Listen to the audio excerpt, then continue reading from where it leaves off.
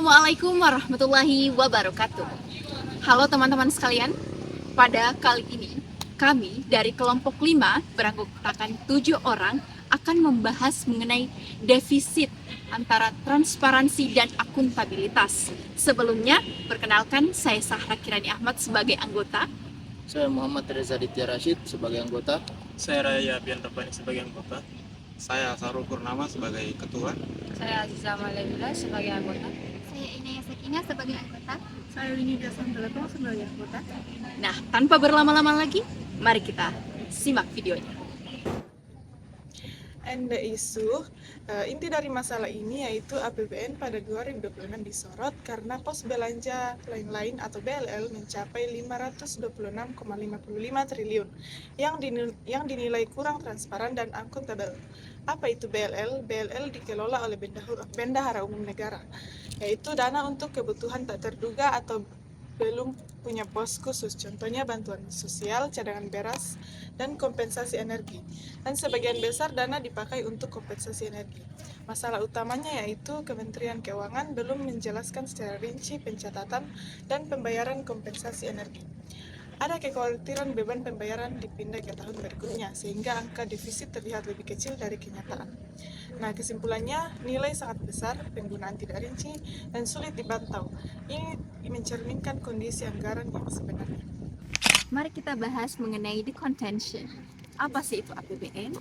So, APBN atau Anggaran Pendapatan Belanja Negara adalah rencana keuangan tahunan pemerintah pusat yang disusun untuk mengatur penerimaan, belanja, dan pembiayaan negara, serta harus disetujui oleh DPR sesuai dengan Undang-Undang Nomor 17 Tahun 2003 dan Undang-Undang 1945 pada pasal 23C. APBN berfungsi sebagai alat perencanaan, pengawasan, distribusi, serta stabilitasi ekonomi negara. APBN juga berperan mendistribusikan manfaat pembangunan seperti subsidi, pendidikan, kesehatan, dan bantuan sosial secara adil kepada masyarakat.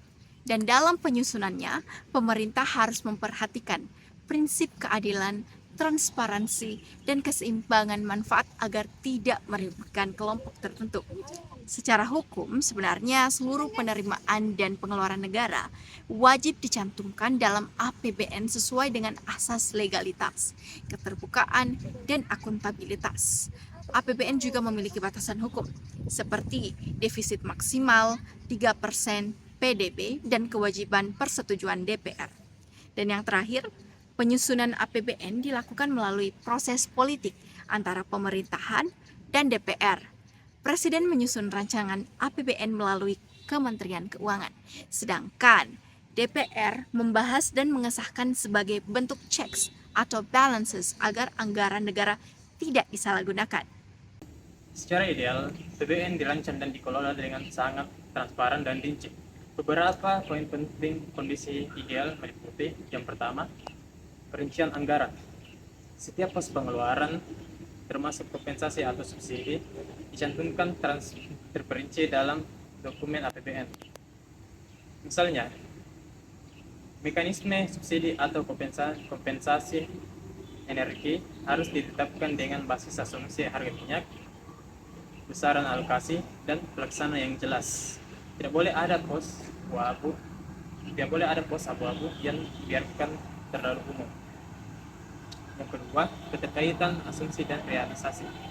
Asumsi makroekonomi yaitu pertumbuhan, inflasi, dan nilai tukar harus terhubung langsung dengan proyeksi pendapatan dan belanja. Masyarakat, DPR, dan BPK idealnya dapat berhubung langsung dengan dapat melihat proyeksi secara langsung antara hubungan antara asumsi makro dan dengan angka defisit dan belanja prioritas. Yang ketiga, pengawasan yang kuat. Setiap pergeseran anggaran yang awalnya dialokasikan ke pos tertentu, misalnya belanja lain-lain, harus mendapat persetujuan legislatif jika dilakukan dilakukan antar antar kementerian atau lembaga. Hal ini ditetapkan dengan kata bahwa pergeseran antar unit organisasi, antar kegiatan dan antar jenis belanja harus mendapat persetujuan DPR. Keempat, pencatatan transaksi lengkap. Semua biaya operasional, subsidi atau kompensasi yang menjadi kewajiban negara harus dicatat pada tahun anggaran. Sebagaimana bahwa semua penerimaan yang menjadi hak dan pengeluaran yang menjadi kewajiban negara dalam tahun anggaran yang bersangkutan harus dimasukkan dalam APBN. Dan terakhir, transparansi informasi publik. Dokumen APBN, yaitu rancangan dan laporan pelaksanaan, harus mudah diakses oleh publik. Transparansi informasi ini dapat mendukung partisipasi warga dalam pengawasan penggunaan anggaran. Sekian dari saya. The teoris. Yang pertama, keterbukaan pemerintah. Keterbukaan pemerintah adalah prinsip bahwa masyarakat berhak mengetahui bagaimana pemerintah membuat kebijakan dan menggunakan uang negara. Dalam konsep good governance, pemerintah harus transparan, akuntabel, dan memberi akses informasi kepada masyarakat. Kalau proses anggaran tertutup, masyarakat tidak tahu apakah uang negara dipakai dengan benar atau tidak. Karena itu, transparansi penting agar penyalahgunaan kekuasaan bisa dicegah. Teori kedua yaitu dari John Rawls, keadilan sebagai fairness. John Rawls berpendapat bahwa keadilan bukan hanya soal hasil akhir, tapi juga prosesnya harus adil. Menurut Rawls, semua orang memiliki hak dasar yang sama. Masyarakat harus diberi kesempatan yang adil, dan kebijakan negara harus membantu kelompok yang paling lemah.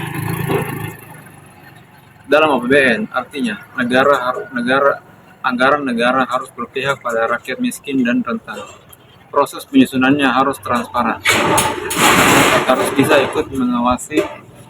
Kalau informasi APBN tidak jelas, maka keadilan prosedural rusak karena rakyat tidak bisa memastikan apakah pemerintah benar-benar bekerja demi kepentingan rakyat. Yang ketiga, teori Robert Nozick, hak individu dan pajak. Robert Nozick memiliki pandangan berbeda dari Rawls. Nozick menekankan hak milik individu, kebebasan pribadi, dan campur tangan negara. Transparansi dalam hukum Indonesia. Di Indonesia, keterbukaan APBN sudah dijamin dalam hukum. Beberapa dasar hukumnya yaitu Undang-Undang Dasar 1945 menyatakan APBN harus dijalankan secara terbuka untuk kemakmuran rakyat. Undang-Undang Keterbukaan Informasi Publik menyatakan bahwa memperoleh informasi adalah hak masyarakat. Rakyat berhak mengetahui penggunaan anggaran negara. Pemerintah wajib menyediakan informasi publik, dan transparansi menjadi bagian penting demokrasi. Kalau APBN tidak jelas, maka itu bukan hanya masalah administrasi, tetapi juga pelanggaran terhadap prinsip keadilan dan hak rakyat.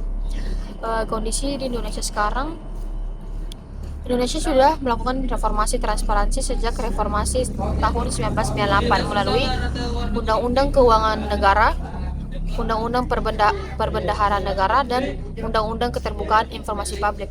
Namun, praktiknya masih ada dokumen anggaran yang sulit diakses. Partisipasi masyarakat masih kurang dan transparansi belum sepenuhnya maksimal. Karena itu, diperlukan pengawasan masyarakat, media yang bebas, dan serta lembaga audit yang sangat independen. Dampak kurangnya transparansi dan akuntabilitas. Yang pertama itu meningkatnya korupsi. Ketika tidak ada keterbukaan dan pertanggungjawaban, penyalahgunaan kekuasaan lebih mudah terjadi, seperti korupsi, nepotisme, dan manipulasi data. Yang kedua yaitu hilangnya kepercayaan publik. Masyarakat akan kehilangan kepercayaan terhadap pemerintah atau organisasi karena mereka merasa tidak dilibatkan atau tidak mendapatkan informasi yang jelas. Yang ketiga yaitu pengambilan keputusan yang buruk. Tanpa transparansi, keputusan bisa diambil secara sepihak tanpa mempertimbangkan kepentingan banyak pihak, sehingga hasilnya tidak efektif atau merugikan. Yang keempat yaitu inefisiensi dan pemborosan. Kurangnya pengawasan menyebabkan penggunaan sumber daya seperti uang, waktu, tenaga tidak optimal atau bahkan disalahgunakan. Yang kelima itu menurunnya kualitas pelayanan dalam konteks pelayanan publik. Kurangnya akuntabilitas bisa membuat pelayanan menjadi lambat, tidak adil, atau tidak profesional. Dan yang terakhir yaitu munculnya konflik dan ketidakstabilan. Ketidakjelasan informasi dapat menimbulkan kecurigaan, konflik sosial, bahkan protes dari masyarakat. Sekarang mari kita bahas solusinya. Yang pertama, kurangnya transparansi dan akuntabilitas harus diatasi dengan pendekatan menyeluruh karena masalah ini berkaitan dengan sistem hukum, teknologi, dan perilaku manusia dalam organisasi. Nomor 2, meningkatkan keterbukaan informasi. Pemerintah harus menyediakan informasi secara jujur, jelas, dan mudah diakses melalui berbagai media seperti website resmi dan laporan publik. Yang ketiga, memperkuat penegakan hukum dan sanksi. Pemerintah harus memberikan sanksi terhadap tindakan seperti korupsi dan penyalahgunaan wewenang tanpa pandang bulu. Yang keempat, pemanfaatan teknologi digital, e-government. Sistem seperti e-government dapat membantu pengelolaan data secara digital dan lebih terstruktur. Contohnya dalam penggunaan SIKD dan SISQUEDAS dalam pengelolaan keuangan. Nomor 5, meningkatkan partisipasi dan pengawasan masyarakat. Masyarakat, media, dan LSM perlu dilibatkan dalam mengawasi kebijakan pemerintah. Pemerintah juga dapat menyediakan sarana pengaduan yang mudah diakses.